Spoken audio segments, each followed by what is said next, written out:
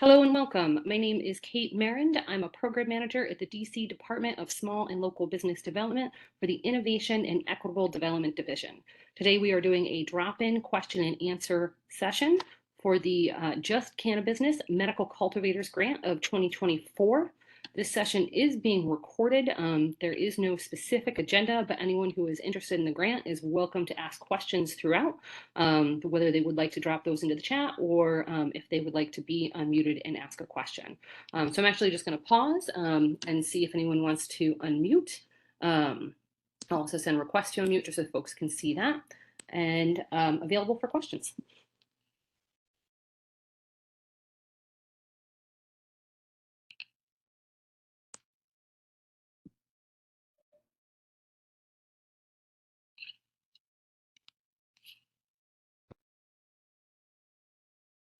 Hi, Barry. I can see that you're unmuted. I can't quite hear you yet. Hi, Kate. Can you hear me? I can hear you now. All right.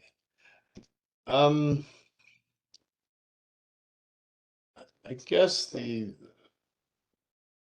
one question I had was I just wanted to make sure I understood. So as a conditional cultivation license holder, it looks like there's two pieces. There's the seed grant and then there's the growth grant. Correct. And as a conditional license holder, really the seed grant's kind of the only one that would apply to us. Is that true? So I'm going to pause. No, conditional license holders who are able to demonstrate site control of the location for the Okay. center expansion, and they would need to demonstrate that by August 30th. So actually, that would be beyond the deadline of the grant, may apply for the growth grants. Gotcha. Yeah, so I guess with the conditional, if you haven't gone through all the steps to get a hold of the property, then you would no longer be conditional. You'd actually be along to the You will be next along your phase. way to becoming fully licensed. Our understanding is that you would still have to go through like some small pieces with ABCA, Right. but you may be in that process and not quite have the full licensure yet if you haven't gotten all those last security checks and other pieces that they Yep. need to do in a full licensure. Gotcha. And so, yeah, I guess so. If it's all about reimbursements, right? For anything that was before August 30th, right? October 1st, 2023 to August 30th. That is the timeline for which we have authorization for the funds back to October 1st, because these are our fiscal year funds. Okay. So that being said, like, I kind of puts me personally in the in between zone. So if this dropped another month later, then the second piece, the growth grant would apply to me because I'd be a little bit further along. Um, so is there going to be? I'm sure there'll be other rounds, and maybe you'll move next to manufacturing, or That is not currently known what programming in fiscal year 25 will look like. Mhm. What I can say is that these are fiscal year funds. So Gotcha. this is not the Medical Cannabis Social Equity Fund. Right. These are local funds. Okay, cool. That's all I have. Mhm. I want to say welcome to anyone who might have joined. Once again, my name is Kate Marand. I'm a program manager at the Department of Small and Local Business Development with the InnoEd team. This is a drop-in Q&A session. For anyone who's been dropping in, we've been making you a panelist in the session so that you can unmute yourself and ask questions. So you can feel free to unmute and ask a question, or you can drop a question in the chat. We did do a full information session last week. We are looking to get that link posted. But if you have questions on the RFA, questions on the grant, questions on the application, I do have the RFA pulled up so that I can show specific sections if that's helpful. And I'm happy to go to the application system as well. But I'm just going to be on for the full hour. You can unmute or you can type a question in the chat if you have one. Okay. Hello. All right. So I do have a conditional license, but I was not able to secure a location yet. Okay. Meaning I didn't get my business license yet because I don't have a physical location besides my DC residents? So one of the things that that I know that folks have done for the medical cannabis certified business enterprise, if they chose to pursue that, which is not a requirement of this grant, was to license a business such as a consultancy or something else. It's a weird. I will just say it has to do with the requirements of only being able to issue a grant to a business, and that determination of a business is having a business license. So I'm sorry about that weirdness, but there are folks who have pursued medical cannabis CBE, who have conditional licenses with ABCA, who have business licenses out of home address for not for selling cannabis, for purposes other than selling cannabis. Okay, so if I can complete a license between now and the 30th, I can apply for this? Your phone, voice went out. Expression of interest is due the 23rd, so that's this Friday. Okay. One of the things that we have not determined yet, but we may offer a corrections window for corrections in someone's application. So the expression of interest and basic eligibility, everything is due this Friday at 2 p.m. If you think that you will be able to get site control by August 30th, you would have an opportunity to be able to demonstrate that site control by August 30th, and there's a way in the application to indicate that you're working on it. Okay, now I do have a property in DC that we are currently renovating, but I need to go to zoning. And this is like by Fort Worth Station. So we were wondering if we can still apply because we own the property already. When you say can still apply, what do you mean by can still apply? For the grant funding for The growth grant? correct. Yes. So ownership of the intended location, I believe, falls under, I'm going to go down to site control, deed being accepted. But if the site hasn't been approved, the location. It is the intended location, and one of the things that you'll be indicating is it is the intended location for this. And so one of the things that you'll be attesting is that yes, that's true. And so a recorded deed in the name of the applicant, a lease agreement, or a valid purchase and sale agreement, or other lawful evidence satisfactory to us will be accepted. So Okay. consider that site control. Understand that folks are moving forward towards opening those locations, but all right, yes. I think the last one is any banks. Have we figured out any banks that we can actually work with locally? So one of the things that I can share, and I don't think anyone's asked for this yet. I don't know what file transfer is. I'm going to come over to here. Is it PBC? The PBC Banking Conference has a directory. So I'm going to see if I can pull up that directory, show you what it looks like. Sorry, there's a lot of stuff on top of my screen too. So let's see. All right, so it's pbcconference.com. So this is a conference about cannabis banking, and they have created, let's see, they're now, I think, calling them, they have a banking directory. I will drop this in the chat. We did have an information session last year with one bank that it's not headquartered in the district. They do have an office in the district. That's FVC Bank. Some folks are also choosing to bank with places that don't have locations here but are in the directory. So I'm going to take this page that has the directory. I'm going to share this in the chat. Because what we can't do is recommend a specific bank, but we can say that these banks have indicated that they are available. Okay.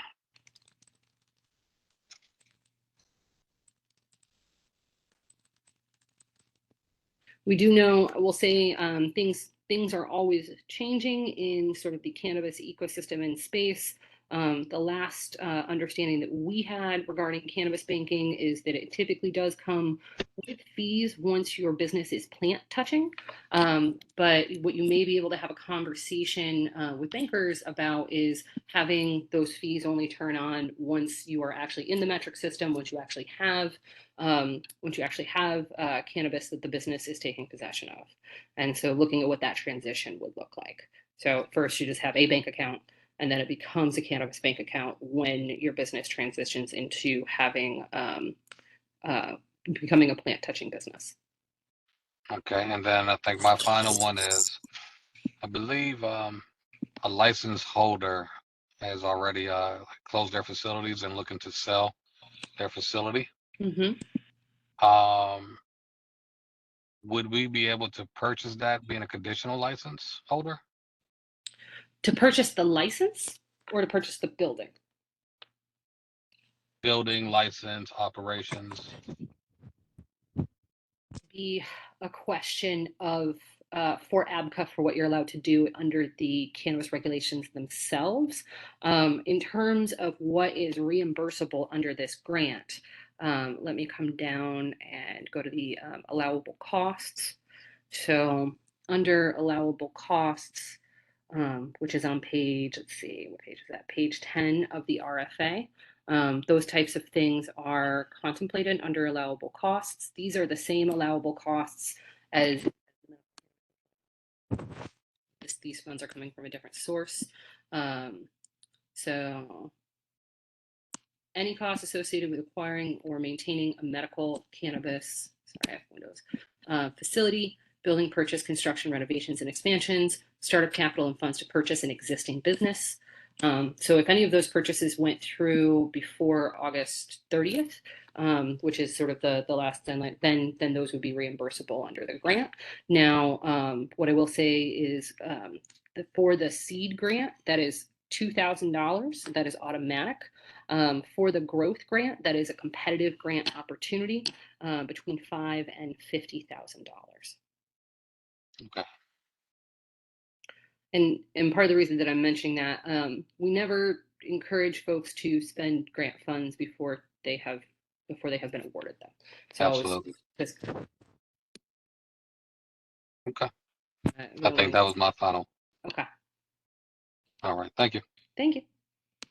And then I think we have a call-in user. So for our call-in user, I'm just going to do an introduction again. And for other folks on the line, I want you to be able to hop in. But once again, my name is Kate Marand. I'm a program manager here at the Department of Small and Local Business Development. This is a drop-in Q&A session for the Just Cannabusiness Medical Cultivators grant.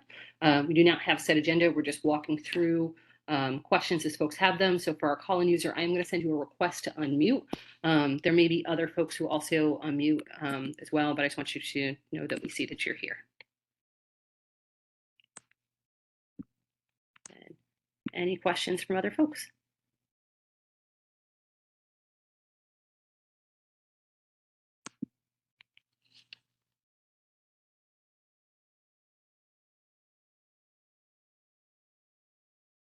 This is Chaz Brooks. Thanks for making this available for us. Mhm. For the $2,000 reimbursement grants, Mhm. are fees for consultants or brokers allowable under the definition? So the allowed uses are here on page 10.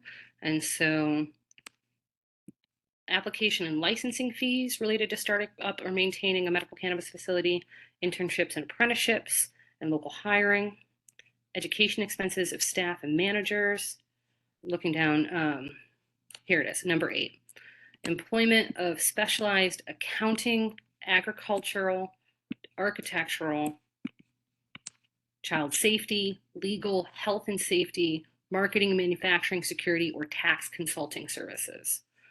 So number 8 on the allowable costs does highlight what the various consulting types of services and fees would be allowable for reimbursement. Thank you. Mm-hmm.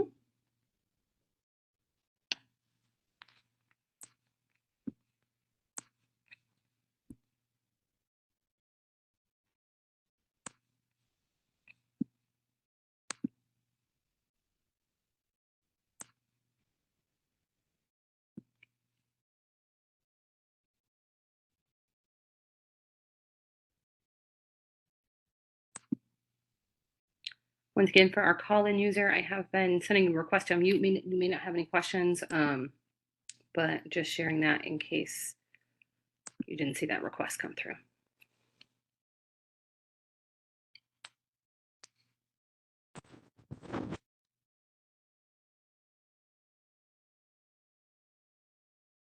A few things that I will mention. If you are having any troubles with the application link, it looked like the link, the text worked if you copied and pasted it over, but the link that was here just didn't, the hyperlink had broken. So that has been updated on the website. Within that, on the first page, you'll see that it says that it's been updated 8/19/24 to fix hyperlink on page 3. So if you were having any troubles with that hyperlink, it has been corrected in the copy on the website. Still all the same text, but now the hyperlink should be clickable.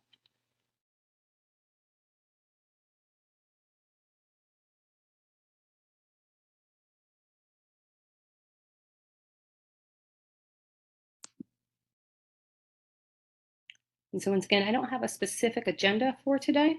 And so I will be on the line until 4 in case folks have questions. You're very welcome to hang out here with us, but we don't have any additional agenda, so we'll just be waiting to see if folks have additional questions.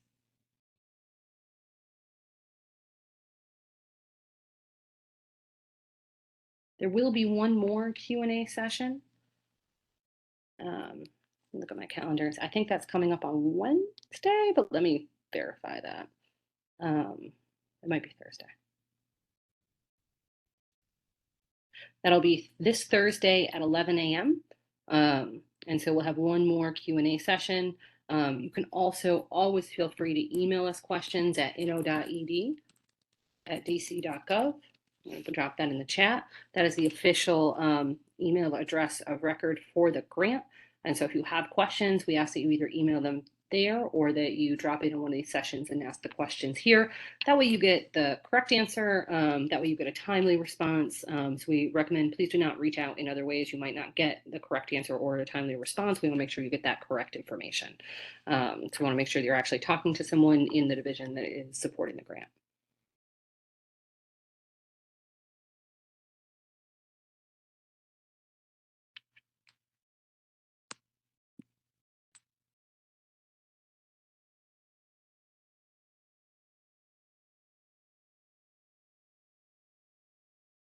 Question box here.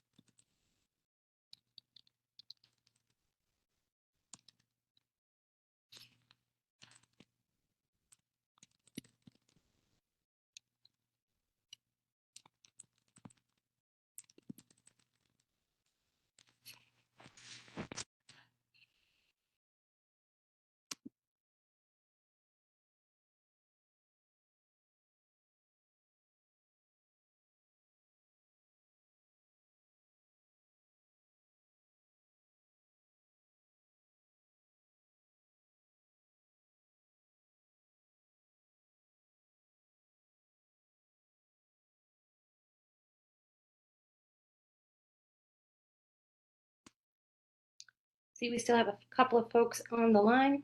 Again, we're just waiting for questions if they come in. Please feel free to always drop something in the chat. For our call-in user, if you are unable to unmute for some reason and do have a question, I'm going to tell you that email address again twice, really, really slow, just so that you can make sure you hear that, because I can't tell. I can't get any feedback if you can hear things clearly or not. So that email address, if you have questions, it is in the request for applications for the grant, which is available on the DSLBD website. But if you need to get in touch with someone about this grant opportunity, please email us at inno.ed@dc.gov.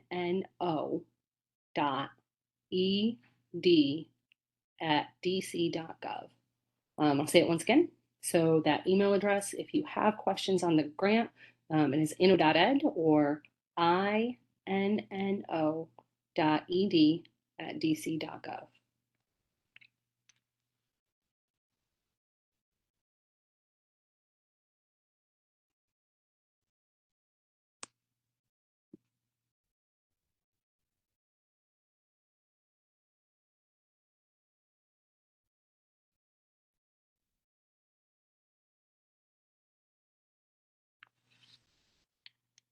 I'm just going to go on mute for a minute. I am listening. I am watching the chat in case more folks come or there are more questions. But I'll go on mute so you guys don't have to hear me talk about nothing in particular.